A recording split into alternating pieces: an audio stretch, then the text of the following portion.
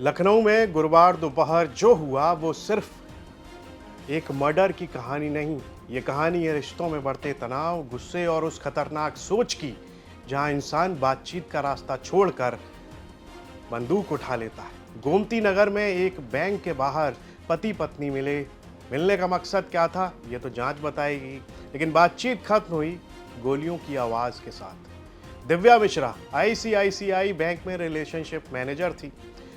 उसके पति मानस बाजपेयी एसबीआई में अकाउंटेंट थे। मानस बैंक के बाहर पहुंचे, दिव्या को फोन कर बाहर बुलाया। दोनों के बीच कुछ देर बातचीत हुई और फिर मानस ने दिव्या पर गोली चला दी। यानी जहां बैंक में लोग पैसे और रिश्तों की ईएमआई संभालने आते हैं, वहीं बैंक के बाहर एक रिश्ते का ऐसा अंत हुआ जिसने पूरे शहर को हिला दिया। अब जरा उस जगह को देखिए, यहीं दोनों पति पत्नी की आखिरी बातचीत हुई थी, यहीं दिव्या को गोली लगी। प्रत्यक्षदर्शियों के मुताबिक मानस के हाथ में हथियार थे। गोली लगने के बाद दिव्या को अस्पताल में ले जाया गया, लेकिन डॉक्टरों ने उन्हें मृत घोषित कर दिया। इसके बाद कहानी और खतरनाक हो जाती है। मानस अपने घर पहुंचे और अपनी बहन तुलिका को भी गोली मारी।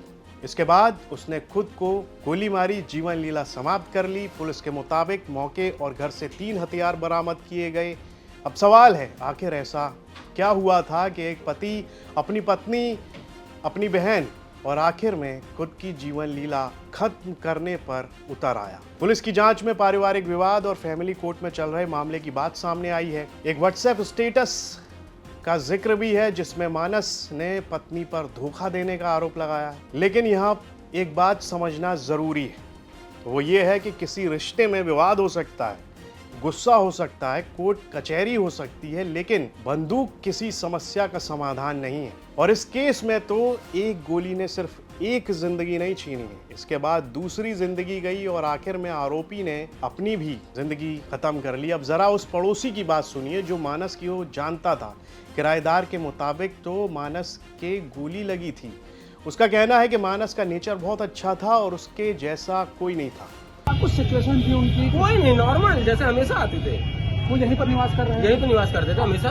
और आप लोग नीचे शॉप चला हम रहे लोग शॉप चलाते थे। क्या कुछ घटनाक्रम रहा? आखिर जो गोली मारी गई, देखिए ऐसा हमें कुछ नहीं पता। वो आए नॉर्मल आए, बैग टांगे हुए थे, ऐसे अंदर गए। वो दरवाजे जब खोलने लगे वो हमेशा वैसे भी पूछते थे मुझसे, लोग कुछ क्या हाल है? मैंने कहा भैया ठीक है। बस पसीने में भीगे तो मैंने पूछा क्या हो भैया, बहुत पसीने में भीगे। कहते यार वही ऑफिस तुम जानते हो, इतना बोले अंदर चले गए। वो फिर लॉक कर लिया, हमेशा तरह लॉक कर लेते थे बस। उसके बाद अंदर क्या हुआ तो वो मैं भी नहीं बता सकता हूँ। फिर एक दोस्त का कॉल आया कि जो है क्या स्टेटस लगा रखा है यार तुम्हारे मालिक, मकान मालिक ने। मैंने कहा क्या स्टेटस लगा रखा? उसने स्क्रीनशॉट भेजा, मैंने पढ़ा तो थोड़ा सा today I will kill my wife, और मैं खुद को भी और मेरी बहन को भी, और मैं मारने आ रहा हूँ। मैंने कॉल मिलाया, पीछे कॉल मिलाई, नहीं उठाई। उनके मामा का लड़का भी आया, वो भी टेंशन में था, फिर भी कॉल नहीं उठी। जब तो हम लोगों ने फिर दरवाजा पीटा, फिर भी नहीं उठी। बेल बजाया, नहीं उठा। फिर हम छत पर गए, वहाँ से आवाज भी नहीं उठा।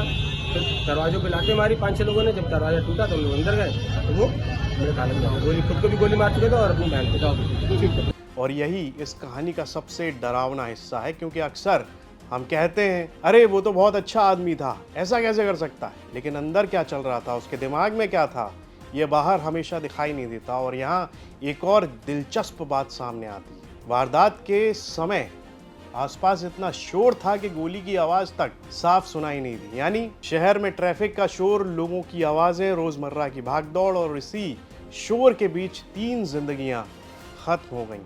अब चलते हैं उस बैंक के बाहर जहां इस कहानी की पहली हत्या हुई। यहाँ सीसीटीवी फुटेज, फॉरेंसिक जांच और प्रत्यक्षदर्शियों के बयान पुलिस के लिए अहम होंगे।